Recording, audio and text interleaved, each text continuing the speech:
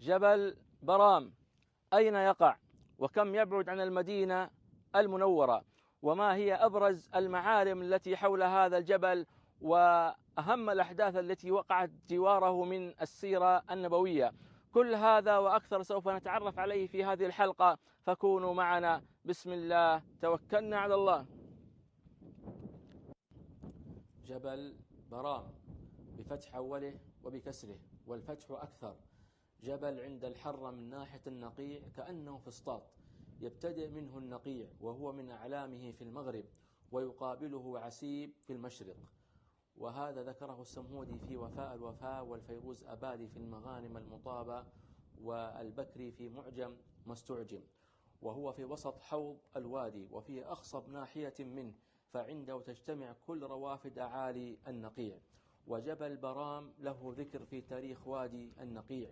ومن برام يبتدي وادي النقيع، وهو على شكل خيمة، وقد تغير اسمه إلى عبود.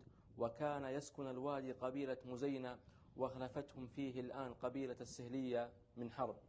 وذكر الشيخ عبد الله مصطفى الشنقيطي في كتاب أحماء المدينة فقال: جبل برام أشهر أعلام النقيع، فهو أحد أهرام الوادي الثلاثة إنجاز التعبير. فجبل برام مع جبل الواتدة والشجرة، هذه الأعلام تقع في بسيط من الأرض في حوض وادي النقيع، تجعل الناظر إليهم كأنه يرى أهرامات الجيزة الثلاثة. فهذه الجبال عبارة عن مخاريط بركانية تشبه في شكلها وحجمها وتناظرها أهرامات مصر، وأشهر هذه الجبال هو برام. ويحيط بجبل برام وهو عبود حاليا مفايض الأودية والشعاب التي تكون مبتدأ وادي النقيع، وهذا يجعل الأرض المحيطة بجبل برام ذات طبيعة خصبة، تحتوي على أنواع كثيرة من الأشجار المعمرة، مثل السدر والسيال والسلم والطلح والسمر والعوسج، والنباتات الحولية مثل الرمث والثمام والعرار والعرفج، ونباتات أخرى كثيرة متنوعة لا حصر لها. وهذا المكان له خاصية، فهو لا يكاد يجدب أبدا.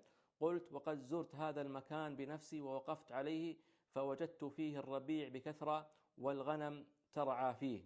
ولبرام شهرة قبل الإسلام، فعندما مات صخر بن عمرو بن الحارث بن الشريد السلمي أخو الخنساء تماظر بنت عمرو الشاعرة الصحابية رضي الله عنها، دفن على رأس برام تكريما له فيما يظهر. ويواصل الشيخ عبد الله مصطفى حديثه عن جبل برام فيقول: في يوم الخميس 16 من ذي الحجة عام 1433 هجري، عزمت على الصعود إلى قمة جبل برام للتأكد من مصداقية ما جاء في الروايات من وجود قبر صخر أخي الخنساء على قمته. يقول: وبعد عناء وصلنا إلى القمة، وبدأنا في البحث عن وجود أدلة أو مؤشرات تدل على وجود القبر، فلاحظنا عدة آثار، من بينها أدعية نقشت على الصخور تعود إلى عصور إسلامية مبكرة.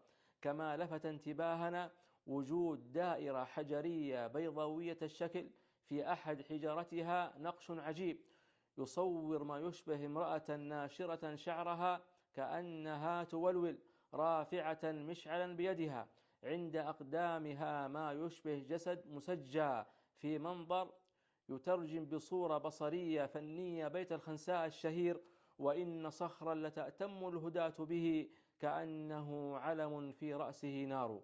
فهل هذا هو قبر صخر؟ الله أعلم.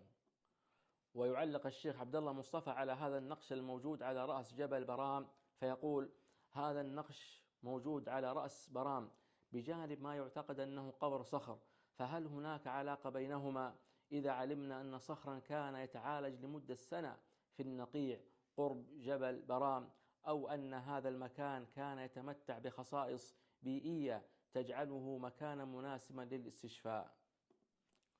وقريب جبل برام جبل عسيب، وله ذكر في السيرة النبوية.